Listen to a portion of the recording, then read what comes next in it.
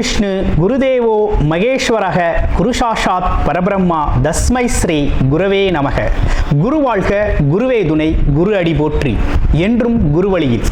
அன்பு நேயர்கள் அனைவருக்கும் அன்பான வணக்கங்கள். நான் உங்கள் வாழ்க வளமுடன் ஜோதிடர் ஸ்ரீ குரு சுந்தர வடிவேல். இப்போ பார்த்தீங்கன்னா ஜூலை மாதம் 2024 இந்த ஜூலை மாத பலாபலன்கள் ஒவ்வொரு ராசிக்கும் எப்படி இருக்கும், என்ன செய்யலாம், என்ன செய்யக்கூடாது, என்ன விதமான வழிபாடுகள் உகந்ததாக இருக்கும், நட்சத்திர பலன்கள் எப்படி இருக்குது அப்படிங்கிறதை பற்றி ஒரு முழுமையாக நம்ம பார்க்க இருக்கிறோம். அந்த வகையில் பார்த்தீங்க அப்படின்னா நமது சேனல் வாயிலாக பார்த்தீங்கன்னா நல்ல சப்ஸ்கிரைபர் பண்ணியிருக்கீங்க. அடிக்கடி நல்ல கமெண்ட்ஸ், அடுத்தடுத்த பதிவுகள் நல்ல கமெண்ட்ஸ் அப்படிங்கிறது நிறைய பேர் கொடுத்துருக்கீங்க. அது மட்டும் இல்லாமல் பார்த்தீங்க அப்படின்னா நமது சேனலில் மாத பலன்கள், வருட பலன்கள், கிரக பயிற்சி பலன்கள் அப்படின்னு சொல்லி தொடர்ச்சியாக வந்துகிட்டு இருக்கு. அது மட்டும் இல்லை பாருங்கள், நட்சத்திர பலன்கள் ஒவ்வொரு ராசிக்கும் குறிப்பாக நட்சத்திரம் பலன்கள் அப்படிங்கிறது நம்ம ஸ்பெஷலாகவே நம்ம கொடுத்துக்கிட்டு இருக்கோம்.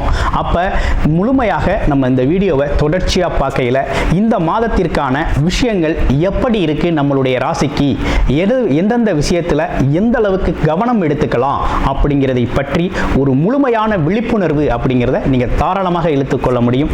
நிறைய நேயர்கள் பார்த்தீங்கன்னா நமது சேனல் வாயிலாக பார்த்தீங்கன்னாக்க நிறைய ஜாதகங்களை கொடுத்துருக்கீங்க. அனைவருக்கும் நமக்கு மனமார்ந்த நன்றியை தெரிவிச்சுக்கிறேன். இப்போ உங்களுக்கு குறிப்பாக உங்களுடைய பிறப்பு ஜாதகத்தின் அடிப்படையில் நீங்கள் உங்களுடைய ஜாதகத்தை பார்க்கணும் அப்படின்னு விருப்பப்பட்டீங்க அப்படின்னா டிஸ்பிளேல தர நம்பருக்கு கால் பண்ணி நீங்கள் புக் பண்ணிக்கலாம். அது மட்டும் இல்லாமல் வாட்ஸ்அப் மூலமாக மெசேஜும் பண்ணி உங்களுடைய ஜாதகங்களை பார்க்குறதுக்கு நீங்கள் புக் பண்ணி பார்த்துக்கலாம்.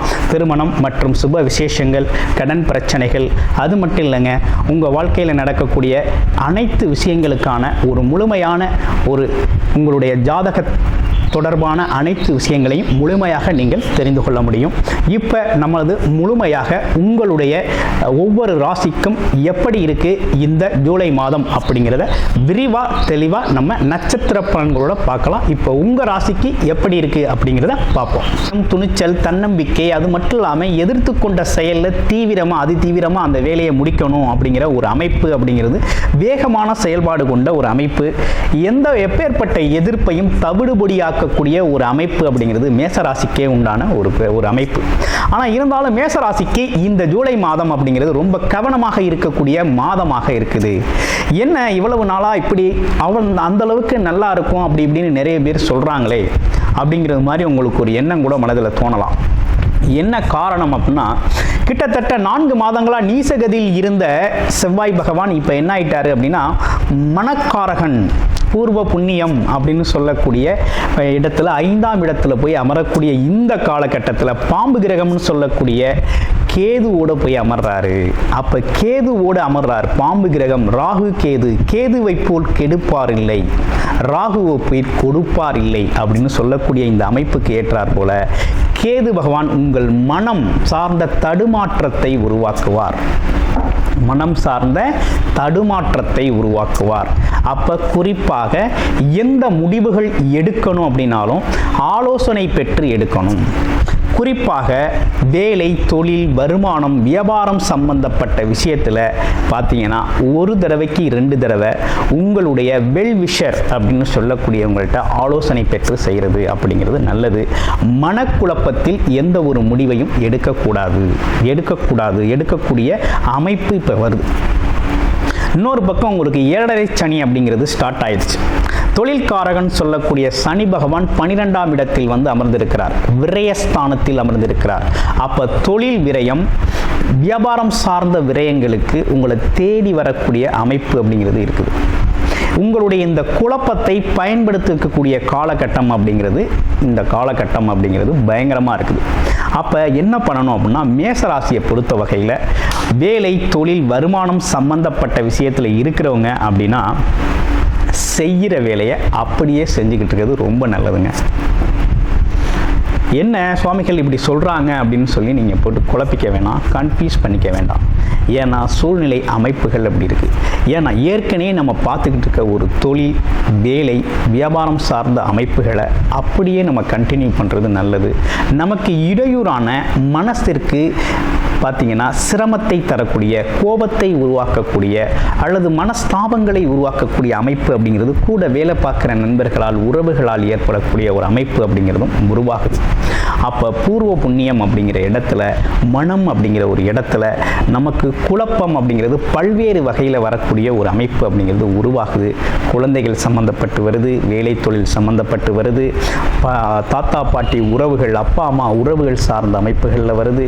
அப்போ இந்த காலகட்டம் அப்படிங்கிறது பார்த்தீங்கன்னா நீங்கள் உண்டு, உங்கள் வேலை உண்டு அப்படின்னு இருக்கிறது தான் ஒரு நல்ல அமைப்பு அப்படிங்கிறது இந்த காலகட்டம் உருவாயிருக்கு.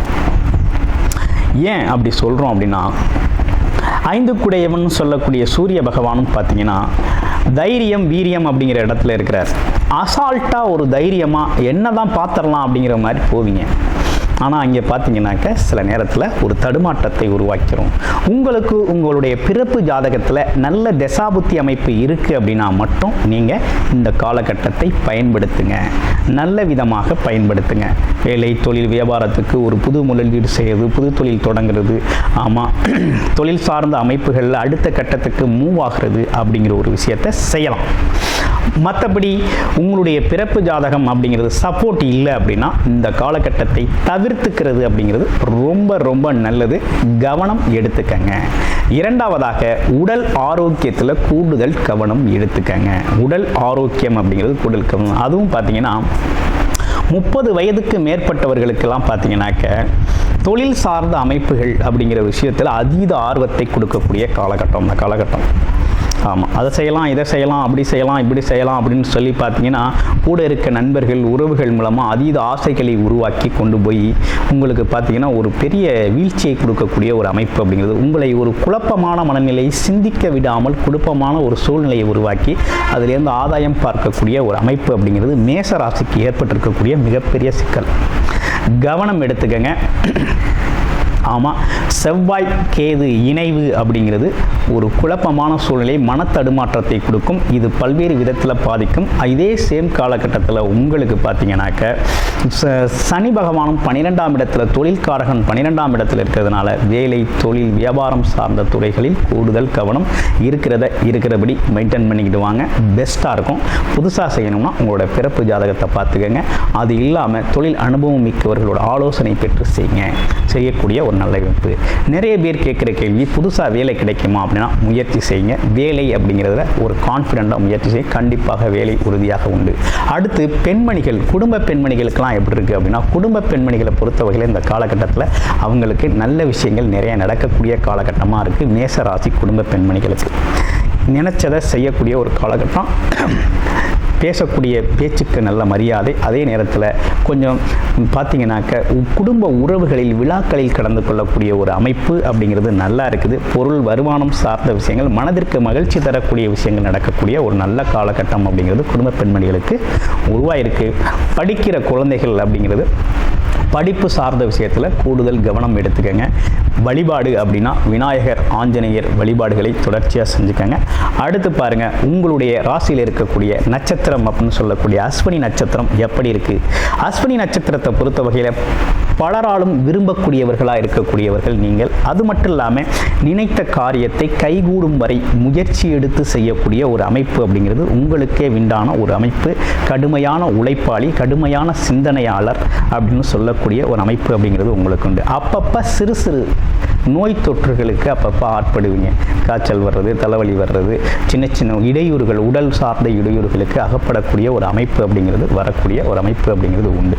இந்த காலகட்டத்தை பொறுத்த வகையில் நீங்கள் செய்ய வேண்டிய ஒரு விஷயம் என்னென்னா, மனம் சார்ந்த தடுமாற்றம், புது முயற்சிகள், புதுவிதமாக எதையும் செய்யணும் அப்படின்னு நினைக்கக்கூடிய ஒரு அமைப்புகள் அப்படிங்கிறத கொஞ்சம் கூடுதல் கவனம் எடுத்து செய்கிறது அப்படிங்கிறது ரொம்ப அவசியமாக இருக்குது. அதே போல் பார்த்தீங்கன்னா குழந்தைகள் சார்ந்த விஷயத்தில் நீங்கள் எடுக்கக்கூடிய முடிவுகள், குழந்தைகள் சார்ந்த விஷயத்தில் நீங்கள் செய்யக்கூடிய விஷயங்கள், குலதெய்வம் சார்ந்த விஷயங்கள், அதே போல் பூர்வீகம் சம்பந்தப்பட்ட விஷயங்கள், இதெல்லாம் பார்த்தீங்கன்னா கொஞ்சம் நிதானமாக முடிவெடுத்தல் அப்படிங்கிறது ரொம்ப முக்கியம். அடுத்து பரணி நட்சத்திரம். பெற்றோர்களை மதித்து நடத்தக்கூடிய பரணி நட்சத்திர அன்பர்கள் புகழ், பெருமை, அந்தஸ்து, அது மட்டும் இல்லாமல் பார்த்தீங்கன்னா கலை இலக்கிய ஆர்வம் அப்படிங்கிற ஒரு அமைப்பு அப்படிங்கிறது உங்களுக்கு இயல்பாகவே வரக்கூடிய ஒரு அமைப்பு. நிறைய ரகசியங்கள் காக்கக்கூடியவராக நீங்கள் இருந்தாலும் பார்த்தீங்க அப்படின்னு கேட்டிங்கன்னா நல்ல பேசக்கூடிய திறனால் பல்வேறு விதமான விஷயங்களை, பல்வேறு விதமான சூட்சமங்களை நீங்கள் கற்று வச்சிருக்கக்கூடிய ஒரு அமைப்பு அப்படிங்கிறது பரணி நட்சத்திரத்துக்கே உண்டான ஒரு சிறப்பாக இருக்குது.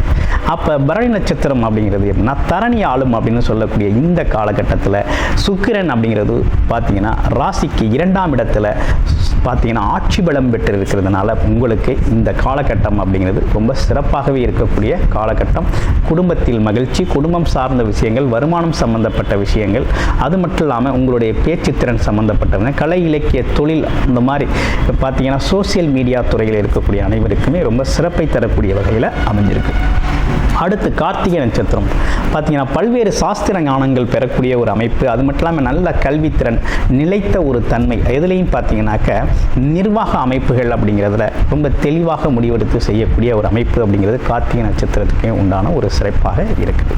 எந்த இடத்துலையும் தன்னை தனித்துவமாக காமிச்சிக்கக்கூடிய ஒரு அமைப்பு அப்படிங்கிறது உங்களுக்கான ஒரு அமைப்பு. அப்போ இந்த காலகட்டத்தில் நீங்கள் செய்ய வேண்டிய விஷயம் அப்படி என்னன்னு கேட்டிங்கன்னா, எடுக்கிற முடிவுகளில் அதிதீவிர முயற்சி அப்படிங்கிறது தேவைப்படுது. அதுலேயும் குறிப்பாக சொல்லணும் அப்படின்னா கமிஷன் தொழில்களில் இருக்கக்கூடியவர்கள் பார்த்தீங்கன்னா பேப்பர், டாக்குமெண்டேஷன் ஒர்க், அதெல்லாம் பார்த்தீங்கன்னா கூடுதல் கவனம் இருக்கணும். ரியல் எஸ்டேட் தொழில் இருக்கவங்க கூடுதல் கவனம் இருக்கணும். அரசு மற்றும் அரசு காரியங்கள் சார்ந்த விஷயங்களில் கொஞ்சம் கவனமாக இருக்க வேண்டிய அவசியம் அப்படிங்கிறது இருக்குது. இந்த காலகட்டம் அப்படிங்கிறது உங்களோட முயற்சியை பொறுத்து நல்ல பலன் அப்படிங்கிறத நீங்கள் எதிர்பார்க்கலாம். ஸோ ஓவராலாக மேச ராசி அப்படிங்கிறது இப்படிப்பட்ட பலன்களோடு அமைஞ்சிருக்கக்கூடிய இந்த காலகட்டத்தில் பார்த்தீங்க அப்படின்னா உங்களுடைய பிறப்பு ஜாதகத்தில் என்ன விதமான தசாபுத்தி அமைப்புகள் நடக்குது, பிறப்பு ஜாதகத்தின் முழுமையான விவரம் எப்படி இருக்குது, ஆமாம் எதிர்காலம் குறித்த எப்படி இருக்கும், கடன் பிரச்சனை, தொழில் பிரச்சனை, திருமணம் சார்ந்த விஷயங்கள், அது மட்டும் இல்லாமல் பார்த்தீங்க அப்படின்னா வியாபாரம் சார்ந்த விஷயங்கள், வெளிநாடு யோகம், இப்படிப்பட்ட விஷயங்கள்லாம் எப்படி இருக்குது அப்படின்னு முழுமையாக தெரிஞ்சுக்கணும் அப்படின்னா டிஸ்பிளேல தர நம்பருக்கு கால் பண்ணி உங்களுடைய வாட்ஸ்அப் மூலமாக உங்களுடைய அப்பாயின்மெண்ட்டை ஃபிக்ஸ் பண்ணிவிட்டு உங்களுடைய ஜாதகத்தை நீங்கள் முழுமையாக பார்த்துக்கொள்ள முடியும். நன்றி, வணக்கம், வாழ்த்துக்கள்.